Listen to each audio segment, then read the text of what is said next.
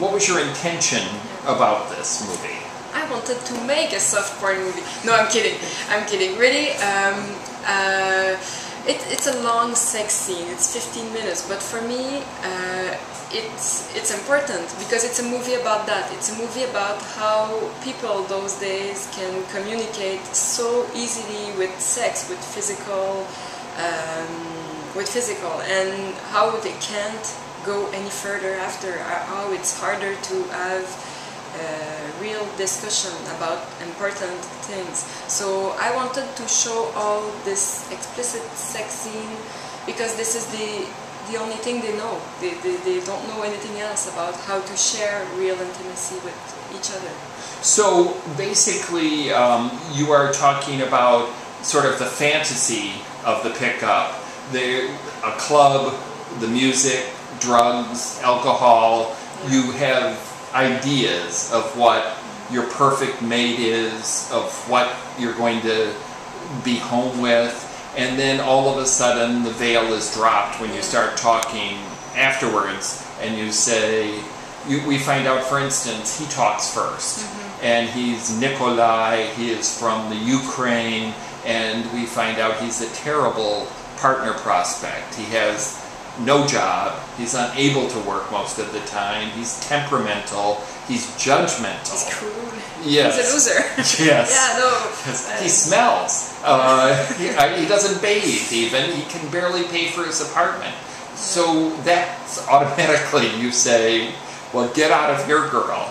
So talk about that first. Yeah, in fact, I wrote this movie when I was 27 years old, and I had, and my friend had, this kind of night, a lot of time, this kind of one-night stand when you go to a rave party and go back home with a stranger that you will never see after in your life.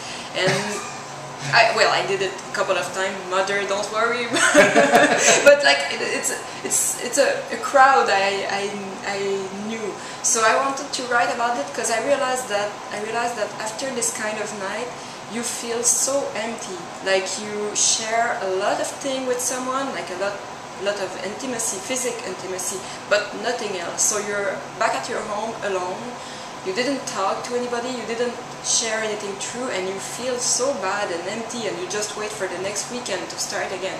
So I wanted to write about it because what happened in this night for me, it's what we are looking for. We are looking for real communication. Everyone looking for that. Even the guy who say I don't care, I just want sex. It's not true. Nobody just wants sex. We don't want to be alone. So he's such a loser, but she discovers him, and I think it's better than nothing. Like, okay, she discovers a loser, but at last she discovers someone. A person. Yeah. And then it flips to her, and she is even more distressed, depressed, and I thought in a way, as she spoke about her life, and it seems in a way so much more horrible.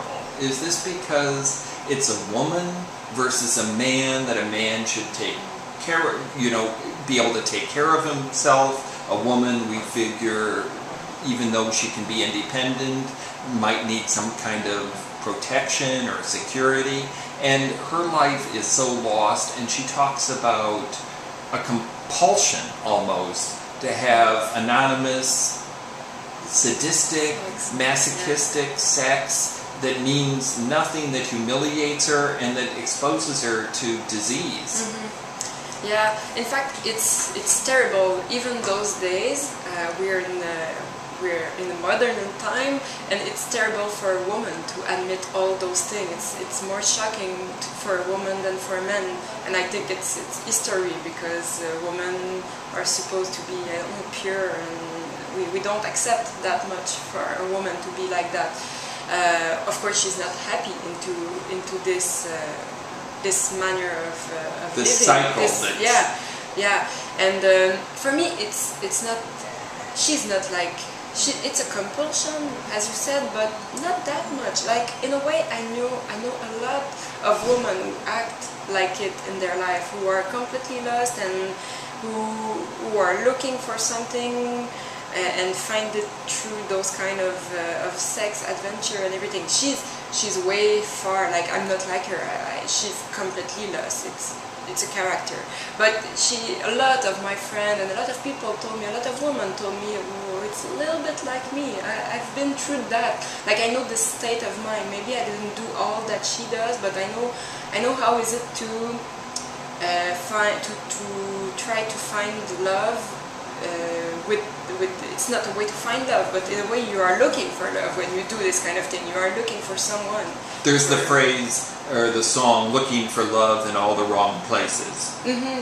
Yes, exactly. So you're not looking for sex when you do this kind of thing. You are looking for someone, for not be alone anymore. Was it just me, or did I feel that there was also a tension of a threat of violence?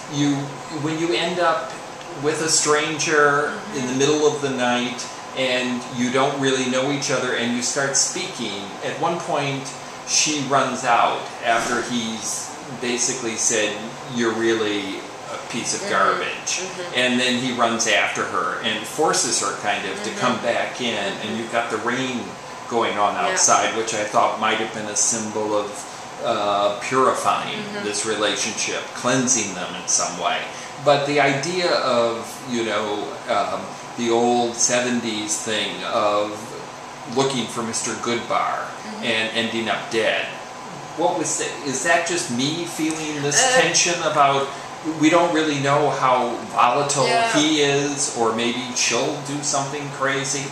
Yeah, well, there is this tension, but for me I didn't really look for it, but you're right, you're not the only one, and a lot of people told me there was tension, but what I think it's interesting that it's not the regular tension that you think the guy will rape her or something. It's like two human beings, and you're just, oh, how will it end? Because they are so intense, and when I see the movie now, I just have the feeling of two people who didn't say anything for the past 20 years, and now they will say everything in one night, and it just can go crazy because they say everything, they share every secret, they go really, really far, and this is kind of frightening for them at the end of the movie. And when she's on the roof at the end, she might just jump after what she said. You're just, okay, you're almost dead anyway. So there's this, it's a big night for them. It's a dangerous night, but for me they feel better after that. It's a long night of the soul, you would say. Yes. And also the idea of French existentialism.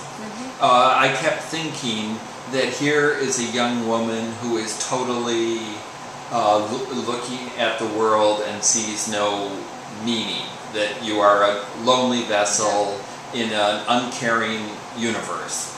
Can you talk about that idea of it? Sure. Well, in fact, I think what those guys have in common is that it's the feeling they are asking themselves, why are we doing all that? Like, why are we on this earth?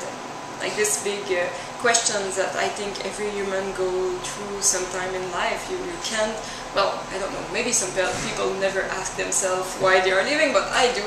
And I think this is what they have in common. They are asking themselves why they are here.